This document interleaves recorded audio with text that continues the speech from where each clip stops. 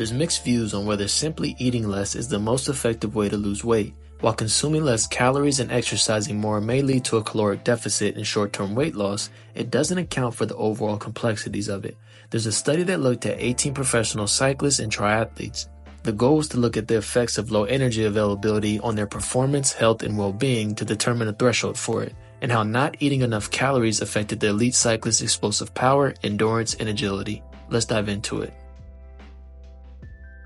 A caloric deficit refers to a situation where an individual consumes fewer calories than their body expends. The deficit results in weight loss over time as the body is forced to utilize stored energy to meet its needs. Achieving a caloric deficit is a common approach for weight loss as it prompts the body to burn stored fat for fuel. At times, professional cyclists and other endurance athletes use the approach of creating a caloric deficit to lose weight. This approach is often used during specific periods of their training and racing season, such as the off-season, or during periods where they aim to optimize their power-to-weight ratio, especially for important races like Grand Tours or mountainous stages. By carefully managing their caloric intake and expenditure, professional cyclists and endurance athletes can achieve weight loss while maintaining their performance and muscle mass. This is usually done by collaborating with the team's experts such as nutritionists, dietitians, and coaches. Unfortunately, as non-professional endurance athletes, we don't have the support of a well-trained and knowledgeable staff, so pursuing a caloric deficit on our own can lead to frustration and multiple side effects. This study sought out to dive deeper and determine potential effects of low energy availability by modulating male participants' exercise energy expenditure and controlling their energy intake. The authors recruited 18 cyclists and triathletes from national cycling and triathlon organizations, as well as professional cycling team coaches. Participants were then assessed for VO2 max and were only included in the study if their values were between 55.0 and 64.9 milliliters per kilogram per minute. Energy availability was reduced in these athletes in 3 progressive stages assigned to participants in a random order. First, the cyclists and triathletes were assessed in stage 0 to monitor their baseline values and confirm inclusion criteria. In addition, the authors measured their energy intake and exercise energy expenditure. The endurance athletes had to complete dietary diaries to calculate energy intake, and exercise energy expenditure was monitored during all training units using wearable heart rate monitors. The cyclists and triathletes' energy availability was reduced by 25% in stage 1, 50% in stage 2, and 75% in stage 3.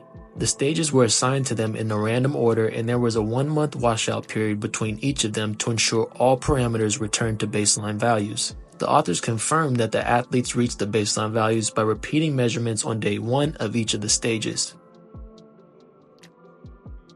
In stages 1 through 3, energy availability was reduced in all participants by increasing their exercise energy expenditure with cycling or running. The cyclists and triathletes exercised every day for a specific time period adjusted for their energy availability reduction needs. They either ran or cycled at a heart rate between 70% and 80% of their maximal heart rate, and the duration of their daily training was calculated for them in advance. Their exercise energy expenditure was checked every day by downloading their data from the heart rate monitors, which allowed the authors to carefully control their exercise energy expenditure, which was distributed equally across the 14-day period. Their energy intake also remained the same as in stage 0, meaning they ate and drank the same meals with the exception of water and salt intake. Now, performance was assessed by looking at the athlete's explosive power, agility, and aerobic endurance.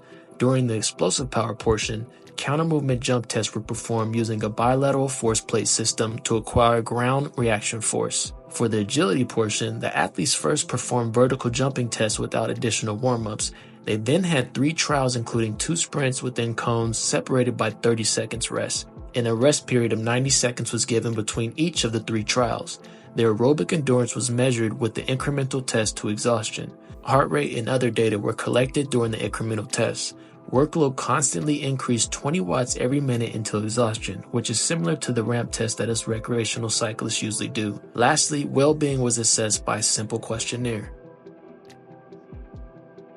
After all this, 12 athletes completed stages 0 through 2, and to no surprise, stage 3 was too severe for every single athlete to complete the predicted 14 days, and only 11 athletes could manage 10 or more days of 75% energy availability reduction. Most of the negative effects occurred in the range of 9 to 25 kilocalories per kilogram of fat-free muscle mass per day. The 4 main findings of all of this were: there is no threshold for low energy availability in their sample, but rather a range where health, performance, and physiological factors alter at different energy availability values. The authors also believe that range starts at a significantly lower value than in female athletes, and that a future assessment tool for reduced energy availability might benefit from assessing well-being and eating behaviors. From a performance standpoint, reducing energy availability impaired explosive power first, then endurance. It was also associated with a reduction in testosterone and a reduction in T3, a thyroid hormone that affects almost every physiological process in the body.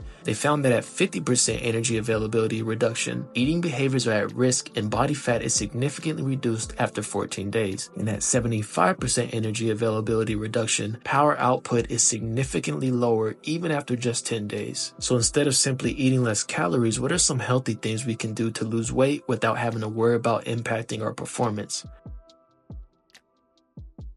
We can eat a variety of fruits, vegetables, nuts, seeds, beans, and spices to provide essential nutrients, fiber, and promote good gut health while keeping calorie intake in check. We can also steer clear of fad diets that promise quick results but are typically unsustainable and may lead to weight gain in the long run.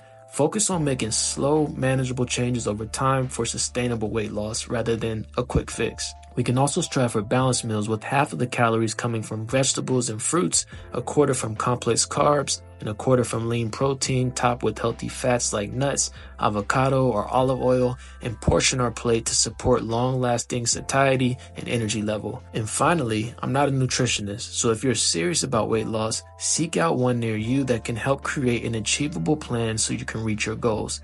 Thanks for watching, and I'll see you in the next video.